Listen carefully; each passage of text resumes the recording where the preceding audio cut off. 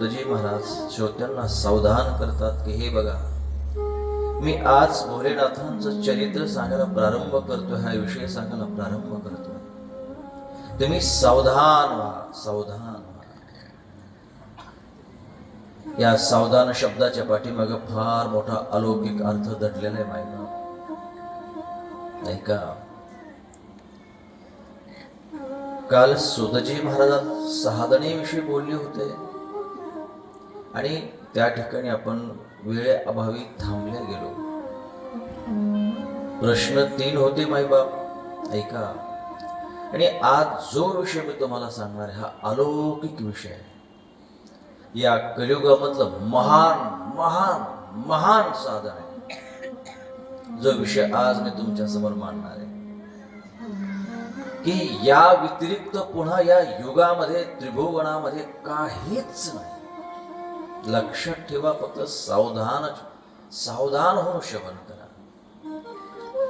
एवढा महान विषय मी जो आज तुम्हाला सांगतोय मायबाप, या व्यतिरिक्त जगामध्ये या त्रिभुवनामध्ये कोणतं साधन नाहीच आहे. स्कंद पुराण असेल, लिंग पुराण असेल, श्रीमद भागवत कथा असेल, नारद पुराण असेल, विष्णू पुराण असेल, ब्रह्मपुराण असेल, कोणाचं वाचन जर झालं असेल माईबाप, या पुराणानं या युगाकरता एकच एक अलौकिक आणि महान साधन प्रगट केलं की या लोकांना ते साधन सोडून बाकी कोणतंही साधन करण्याची आवश्यकता नाही. ऐका, आज जो विषय मी प्रथमतः सांगतो लक्षात ठेवा, तो विषय एवढा महान की या युगामध्ये तसं साधन आणि हे साधन केल्याशिवाय भगवंताची प्राप्ती कितीही खटाटोप तुम्ही केला तरी प्राप्त तो होणार नाहीये. ह्या 3 गोष्टी आज तुमच्या समोर मांडणार आहे. लक्षात ठेवा, कान इकडे राहू द्या की जे महान जे अधिकार संपन्न असणारे श्री व्यास सुद्धा खिन्न झाले होते. जेवढे पुराण आपण श्रवण करतो माईबा, हे पुराणाचे जे व्याख्याता आहे ते श्री व्यास जे आहे, हे 18 पुराणाचे रचयिता असणारे महान अधिकार संपन्न भगवंताचे कला अवतार म्हटले गेले ते कोण? श्री व्यास आहे माईबा. ज्या व्यासानं 18 पुराण रचले होते, हे एका वेदाचे 4 भाग करणारे हे व्यास होते माईबा. आणि शिवाय भगवंताचे कला अवतार म्हटले गेले एवढी अधिकार संपन्न असणारे श्री व्यास आहे. ऐका बर का माईबा, लक्ष ठेवा. ऐका, महान साधन सांगतो मी तुम्हाला. या साधनाचं आपण निश्चित पालन करा. बाकी जीवनामध्ये मी शब्द देतो माझ्या पवित्र व्यासपीठावर माईबाप. माझा देव माझ्या समोर आहे. माझ्या देवासमोर एकही शब्द अपशब्द नसणार, लक्षात ठेवा. हे अलौकिक साधन आहे. प्रत्येक शब्द गायला हा भगवान भोलेनाथांचा, प्रत्येक शब्द गायला श्री व्यासांचा आहे. लक्ष इकडे ठेवा. जे व्यास आज एवढे अधिकार संपन्न असणारे श्री व्यास खिन्न होतात. जे पुराण, जे शास्त्र आपण श्रवण करत आहोत माहिती, प्रत्येक पुराण व्यासांच्या श्रीमुख कमलातून प्रगट झालं. हे सर्व ज्ञान, हे सर्व प्रगाढ हे कोणाचं आहे? हे व्यासांचं आहे. त्या व्यासांना सुद्धा ही चालना देणारं, व्यासांचाही उद्धार करणारं ते अलौकिक महान साधन सांगायला जातोय मी आज. पुन्हा भ्रमित होऊ नका मायबाप. तर या साधनाचं पालन करायला मी विश्वास देतो माझ्या पवित्र व्यासपीठावर. लक्षात ठेवा मायबाप, काही करायची गरज पडणार नाही. शब्द देतोय माझ्या भगवंतासमोर, माझ्या भोलेनाथासमोर, माझ्या साम सदाशिव शब्द देतोय.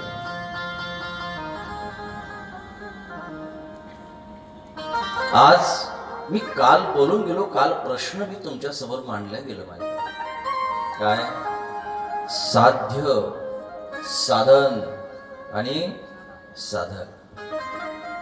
लक्षात ठेवा, नुसतं गोष्टी ऐकण्यात काही अर्थ नाहीये. सगळं जीवन गेलं रे. आतापर्यंत एवढी महान सत्य झाली, सर्व गोष्टी ऐकण्यातच गेले ना. मूळ पाहण्याची कोणाची मानसिकता नाही. ते खरं मूळ काय आहे. एवढे खटाटोप करून सुद्धा त्यापर्यंत, त्या मुळापर्यंत आपण का पोहोचत नाही. हे पाहण्याचा कोणाचाही प्रयत्न नाहीये. लक्षात ठेवा, जे चाललंय ना हे वरवर वरवर चाललेली भक्ती आहे. ऐकताय ना सगळे. जे चाललंय ना, जे खटाटोप करतो ना आपण, सगळं वरवरती चाललेला परमार्थ आहे. हा अंतःकरणातून कोणीही करणारा तो व्यक्ती नाहीच आहे. मग मुळापर्यंत जायचंय आणि 7 दिवस पर्यंत मी एवढा प्रयत्न करेल. आणि ही भगवंताची, भोलेनाथांची इच्छा आहे. आपल्याला जायचंय मुळापर्यंत. काय आहे मूळ, काय आहे खरं. शिव महापुराण या श्रोत्यांना सांगायचं तरी काय, काय सांगितलं गेलं, कोणता आदर्श सांगितला गेला, काय मार्गदर्शन केलं ह्या श्रोत्यांना, या युगातल्या लोकांना. प्रत्येक गोष्ट, प्रत्येक चरित्र या कलियुगातल्या लोकांकरता तयार केलेलं आहे. प्रत्येक प्रश्न ह्या कलियुगाकरताच, कलियुगातल्या व्यक्तीकरता केला गेला आहे. मग काय सांगितलं गेलं ह्या मूळ शिव महापुराणामध्ये. मूळ महत्वाचं लक्षात ठेवा माहिती. नुसतं कथा, नुसतं चरित्र हे महत्वाचे नाही. मी काल फार काही गोष्टी महत्वाच्या बोलून गेलो, पण कोणाचं लक्ष इकडं आहे आणि कोणाचं नाहीये मला माहिती नाहीये.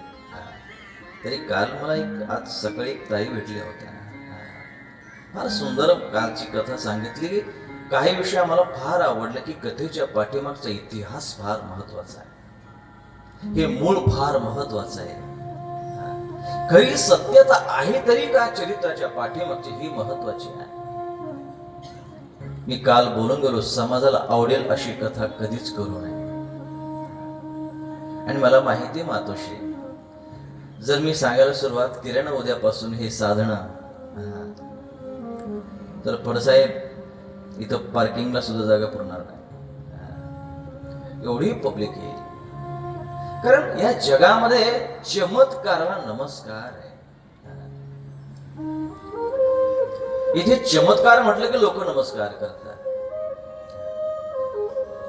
लोकांना कळालंच नाही की चमत्कार आहे तरी काय. मायबाप नका भ्रमित हो, लक्षात द्या. मी आज जे साधन सांगतोय ना, अलौकिक आहे. 3 शब्द आहेत. काय? साध्य, साधन आणि साधक. लक्षात ठेवा. मग जो मनुष्य जन्माला आला या युगामध्ये, हे मनुष्य धारण करू, हे आपलं कर्तव्य सांगणारे हे 3 साधन आहे. आपला परिचय देणारे हे 3 साधन आहे. आपण आलो, हे सुंदर शरीर धारण केलंय. किती सुंदर आहे, किती सुंदर आहे. याच शरीराने आपण भगवंताची प्राप्ती करू शकतो. या शरीरानंच आपण या त्रिभुवनाचा आनंद घेऊ शकतो. काही करू शकत नाही या शरीरानं. याच शरीराने आपण हे शिव महापुराण कथा श्रवण करतोय.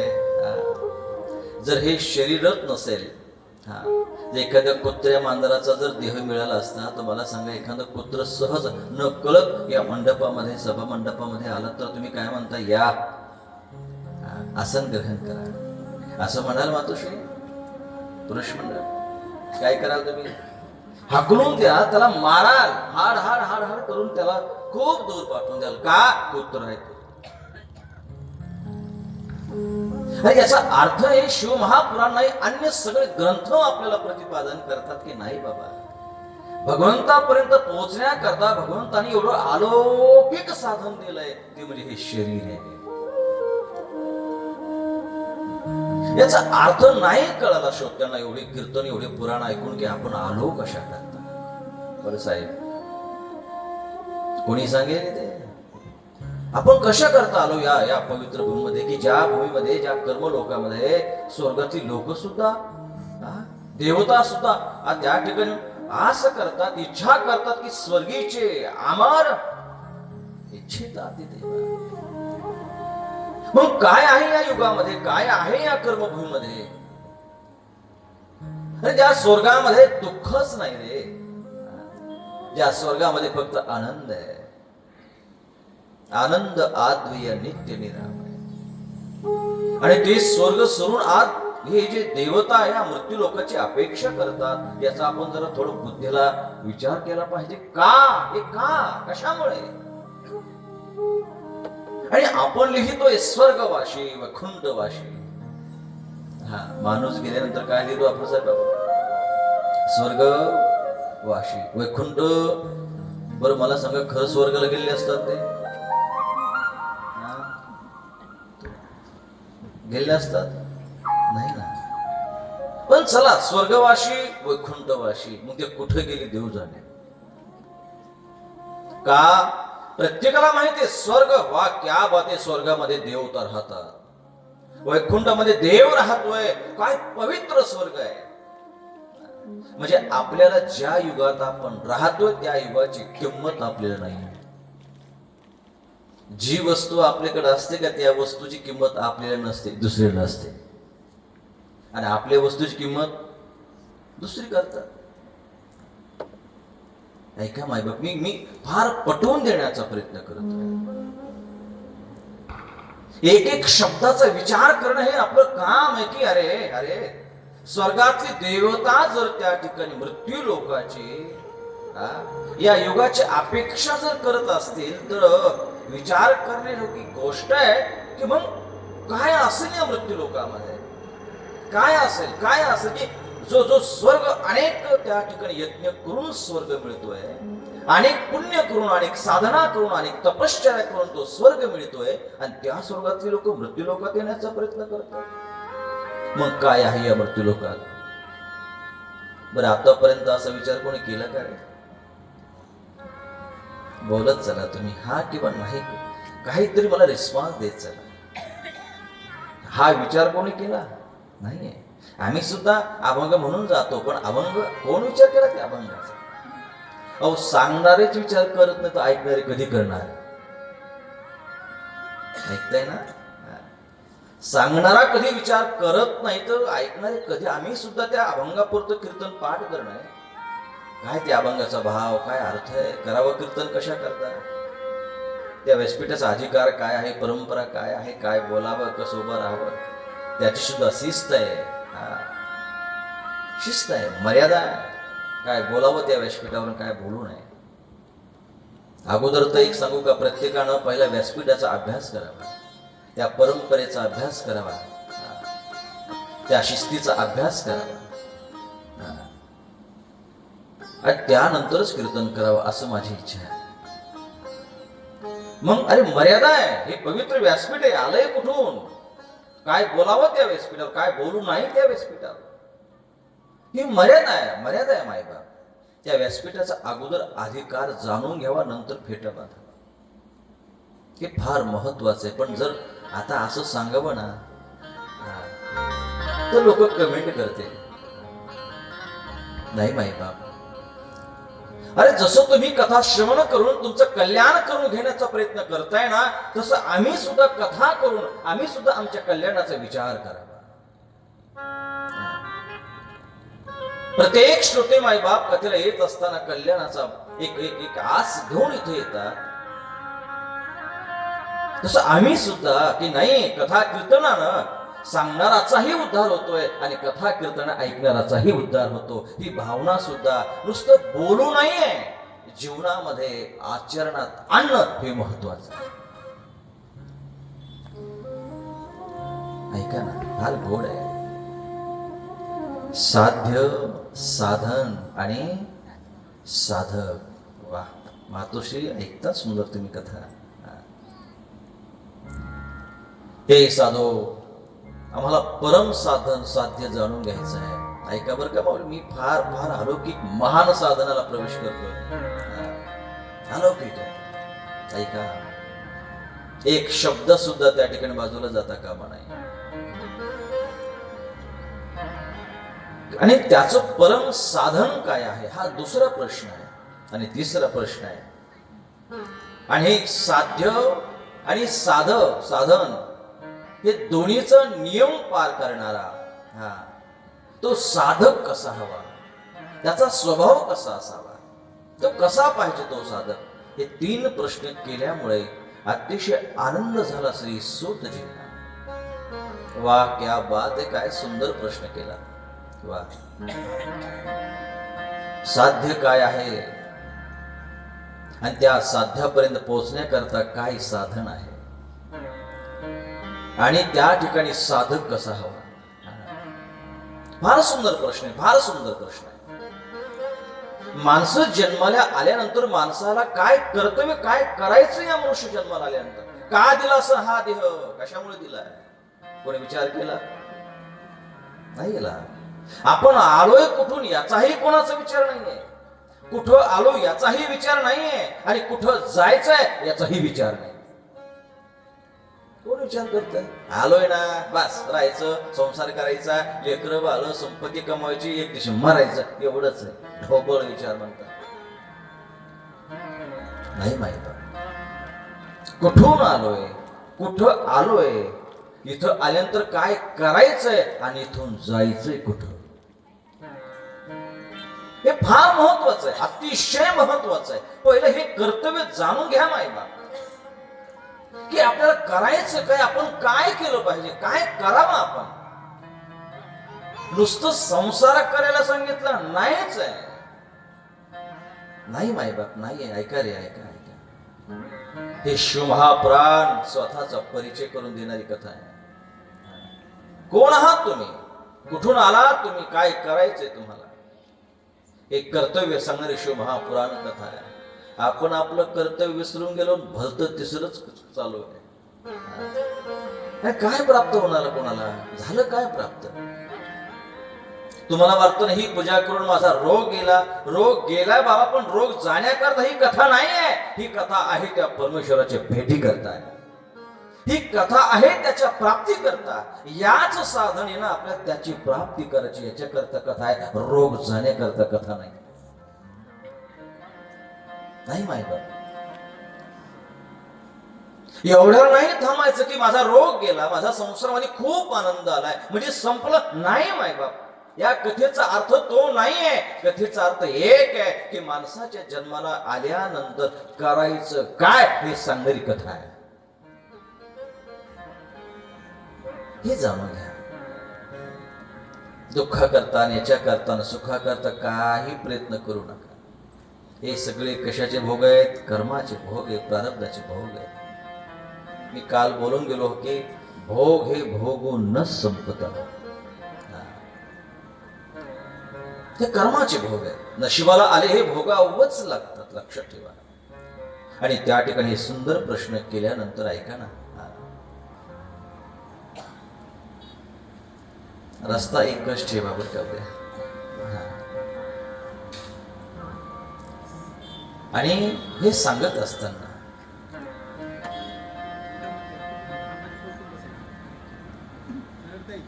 साध्यो शिवपद प्राप्त्रे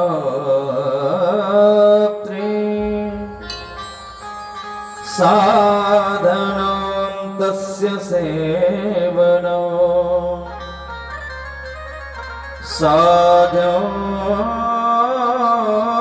शिवपद प्राप्ति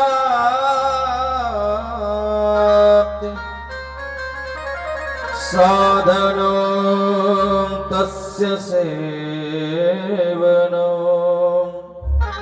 साधनं तस्य सेवनं.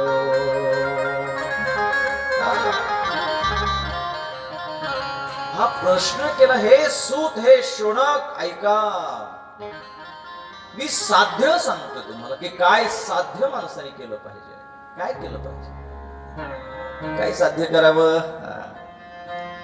देवाकडे जावं, भगवंता माझ्या लेकर खूप शिकलं रे बाबा पण नोकरी लागत नाही, तुला मी नवस करतो. हे साध्य आहे. माझं असं व्हावं, माझं तसं व्हावं, हे साध्य आहे.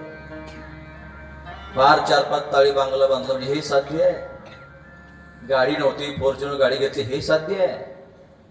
नाही बाबा, ऐकून घ्या रे, फार फार महत्वाचा विषय सांगतो, फार महत्वाचा आहे. यापुढे विषय नाहीच आहे असं सांगितलं शिव महापुराणामध्ये, स्कंद पुराणामध्ये, लिंग पुराणामध्ये. वाचाळे कोणतंही पुराण तुम्ही वाचन करा. आज जे तुम्हाला मी आज वर्णन करणार, जे साधन वर्णन करणार आहे, जो विषय वर्णन करणार आहे, तो प्रत्येक पुराणामध्ये काय सुंदर प्रकारे सांगितलं गेलं की नाही, याच्याशिवाय परमेश्वराची प्राप्ती नाहीच आहे. नाही बाबा.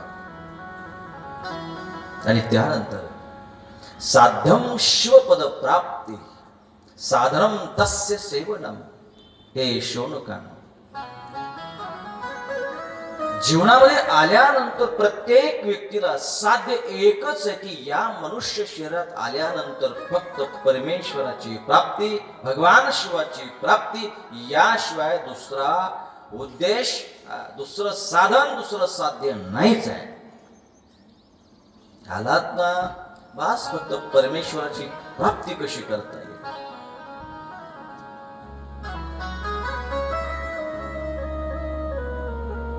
मायबाप, संसार हा फक्त निमित्त मात्र आहे. लक्षात ठेवा, आपल्या इंद्रियावर फक्त आपल्याला ताबा मिळवता यावा याकरता संसार करावाच असं काही सांगितलं नाहीये, आणि करू नये असंही नाही सांगितलंय.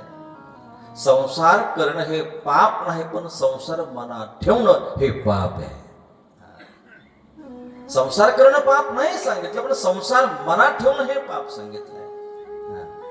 पण हे करत असताना सुद्धा आपण आपलं ध्येय विसरता कामा नाही. आणि आज हे ध्येय सांगतो मी तुम्हाला. काय साध्य आहे? साध्यम शिवपद प्राप्ती, भगवान शिवाची प्राप्ती हे साध्य आहे. लक्षात ठेवा. आता मग शिव असेल, भगवान श्रीकृष्ण असेल, प्रभू रामचंद्र असेल, हे सगळे एक आहे माई बाबा. पण परमेश्वराची प्राप्ती करणं आहे आपल्याला, त्याशिवाय पर्याय नाही. पण हे खरं आहे, त्याची प्राप्ती करायची, तो भेटला पाहिजे. पण कसा भेटेल, तो कसा भेटला पाहिजे हे बी महत्वाचं आहे. जायचंय जाण्याला, पण कसं जायचं हे महत्वाचं आहे. माईबाप सुंदर प्रकारे सांगितलं गेलंय की शिवपदाची प्राप्ती हेच आपल्याला हे साध्य सांगितलं माईबाप. मग जायचंय कसं, त्याच्याप्रमाणे त्याच्यापर्यंत जायचंय कसं आहे. तो प्राप्तच झाला पाहिजे, तो दिसला पाहिजे, त्याची प्राप्ती झाली, त्याचा अनुभव आपल्याला आलाच पाहिजे. मग तो अनुभव कसा प्राप्त करायचा, आता ऐका माईबाप, ते मूळ आहे. आता ऐका काय सांगितलं शिव महापुराणानं. काय साध्य आहे आपल्याला, बोला ना. शिव प्राप्त आहे, सदाशिवाची प्राप्ती करायची ते साध्य आहे, परमेश्वराची प्राप्ती करायची ते साध्य आहे. पण हे खरं सांगितलं, हे पटलं आम्हाला सुद्धजी महाराज. पण आता जायचं कसं ते सांगा ना. हो, सगळ्यांना वाटतं की देव आम्हाला प्रसन्न व्हावा. आज प्रत्येकांची ओढ, प्रत्येकांची दिशा, प्रत्येकांची वाटचाल आज परमेश्वराकडेच आहे. पण साधन नाही कळालं आम्हाला, साधन नाही कळालं. मग जावं कसं सुद्धजी सांगा ना. हो तुम्ही सांगा ना आम्हाला. असं प्रश्नचिन्हामध्ये नका ठेवू तुम्ही. कळालं आम्हाला, एक सांगितलंय तुम्ही की बस प्रत्येक आलेला जो व्यक्ती जन्माला आलेला आहे त्याला फक्त एक करणे, संसार कर बाबा तू. पण संसार करत असताना आपलं कर्तव्य मात्र तो विसरू नको. काय कर्तव्य आहे सांगेल तुम्हाला मी. मग ते ईश्वर प्राप्ती करायची कशी ते तरी सांगा ना. मग जंगलात जावं लागेल आम्हाला तपश्चर्या करायला, बरोबर आहे. आता त्याला प्राप्त करायचं म्हटल्यानंतर कुठं जावं लागेल. मग जावं कुठे, किती तपश्चर्या करावं लागेल त्या भगवंताची. हो सुद्धजी महाराज, आम्ही घाबरलोय का. आम्ही कथा ऐकतोय, आम्ही चरित्र ऐकतो, आम्ही पुराण ऐकतो, आम्ही की परमेश्वराची प्राप्ती करायची म्हटलं की जंगलात जावं लागतंय, उलट टांगावं लागतंय. किती साधना, किती तपश्चर्या करावं लागते तर तो परमेश्वर भेटला तर भेटला. पाहिले ना आम्ही वाल्या कोळ्यांची तपश्चर्या पाहिली ना रे. किती अंगावर वारू निर्माण होत होतं रे. आज कोणी प्रयागराजला गेलं असेल ना, प्रयागराजला महाकुंभामध्ये अनेक साधू तिथे आले होते ना. अरे काय जटा होत्या रे त्यांच्या. नख काहीचे वळलेले होते, काहीचे पायाचे नख वळलेले होते. काय साधना आहे, काय तपश्चर्या आहे. तर देवाची प्राप्ती करायला जर एवढी साधना करावं लागते, हे आमच्याच्याने होणार नाही. एवढी साधना कोण करणार आहे. अरे एकादशीचा उपवास जर धरला तर आम्ही 3-3 टाइम फराळाचं खातोय. महाशिवरात्र हे असं सांगितलं की उपवास आहे, निराहार करण्याची महाशिवरात्र आहे. तर महाशिवरात्रीची तयारी आमची 10 दिवसाच्या अगोदर तयारी होते. काय काय फराळ करायचंय. महिला मंडळ सुद्धा चकल्या करणं, हे करणं, ते करणं, चिप्स करणं. का महाशिवरात्र जवळ आली म्हणजे उपवासाची तयारी आपली 3 दिवसाच्या अगोदर होते. मग तो कसा प्राप्त होईल. हे शक्य नाही. देव आम्हाला नाही प्राप्त होणार, नाही प्राप्त होणार. आम्ही खूप चरित्र ऐकले, खूप कथा ऐकल्या. मायबाप देवाला प्राप्त करणं एवढं सोपं नाही. ऐका ना, ऐका, एवढं घाबरून जाऊ नका. मी सांगेल तुम्हाला, पण आपल्याला त्याची प्राप्ती करायची आहे आणि ते अगदी सुंदर आणि सोपं साधन जाणून घ्यायचं आहे. मग आम्ही घाबरलोय. आम्हाला त्याची प्राप्ती करायची, कशी करावी. की फक्त ध्येय काय आहे, परमेश्वराची प्राप्ती, गोपालकृष्णाची प्राप्ती, माझ्या सदाशिवांची प्राप्ती. आणि आम्ही तर चरित्र ऐकलं की अरे देवाला प्राप्त करणं, प्रसन्न करणं म्हणजे जंगलात जाणं, तपश्चर्या करणं. ऐकतोय ना. त्याला प्राप्त करण्याकरता आम्ही पाहिलं चरित्र की साधू लटकतात आणि जंगलाच्या गिधाडाने यावं आणि त्या साधूच्या शरीराचे लचके तोडावे. कबीरदास महाराजांनी फार वर्णन केलं मायबाप. कागातन खायो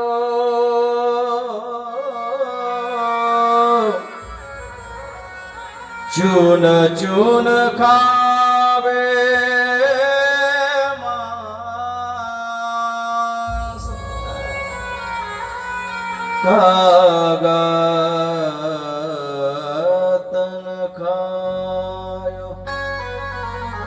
चून चून खावे मांस.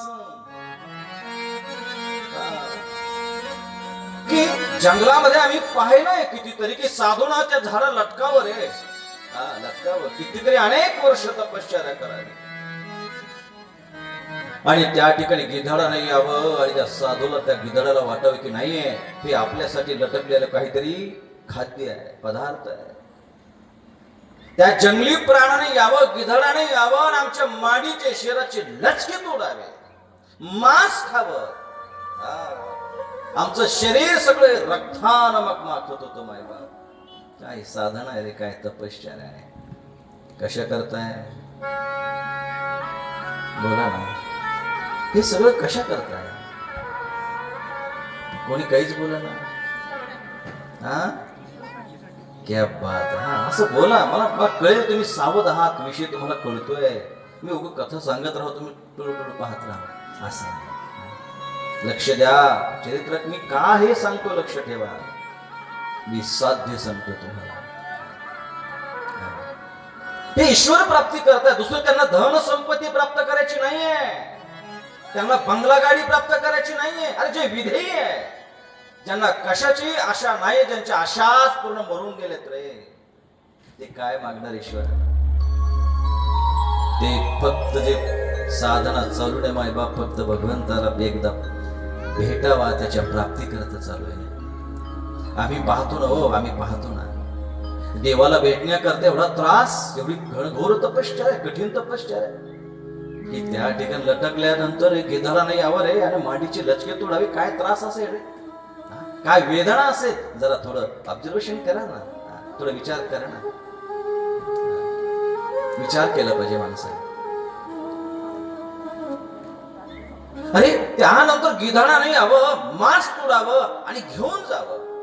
पण तरीही या साधून त्या गिधाडाला कधी म्हणायचं नाहीये की हे गिधाडांनो आमचं मांस खाऊ नका, मांस खाऊ नका.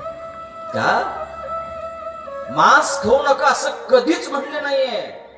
पण बघा पुढे फक्त हे साधू त्या गिधाडाला एक वेळेस हात जोडायचे मागे आणि प्रार्थना करायची. कशा करता ऐका.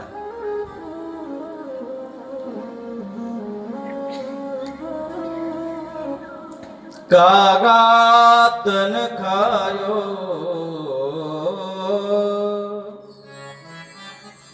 चुन चुन खावे मांस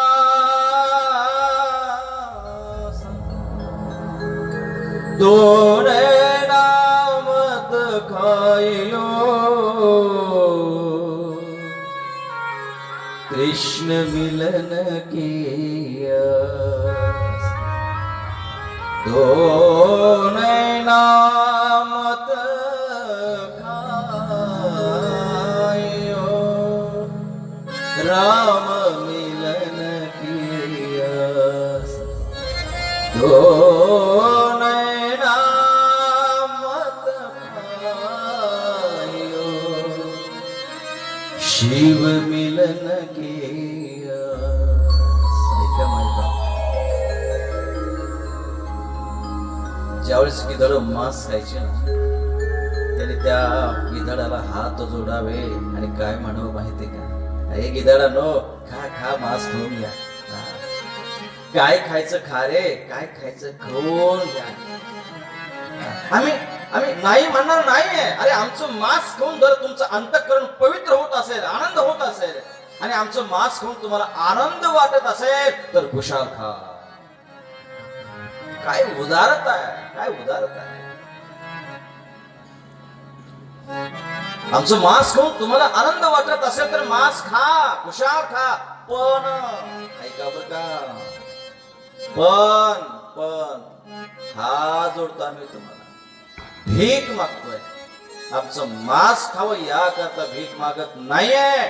फक्त हे गिधाडांनो, हे प्राण्यांनो सगळं खा रे, सगळं खा. पण ज्याच्या भेटी करता ही तपश्चर्या चालू आहे ना, ज्याच्या प्राप्ती करता ही साधना, ही तपश्चर्या चालू आहे ना, हे गिधाडांनो जर अचानक तो परमेश्वर, तो महेश्वर जर अचानक जर समोर जर उभा राहिला ना तर फक्त या डोळ्यानं त्याला पाहता यावं आणि दोन डोळे मात्र खाऊ नका.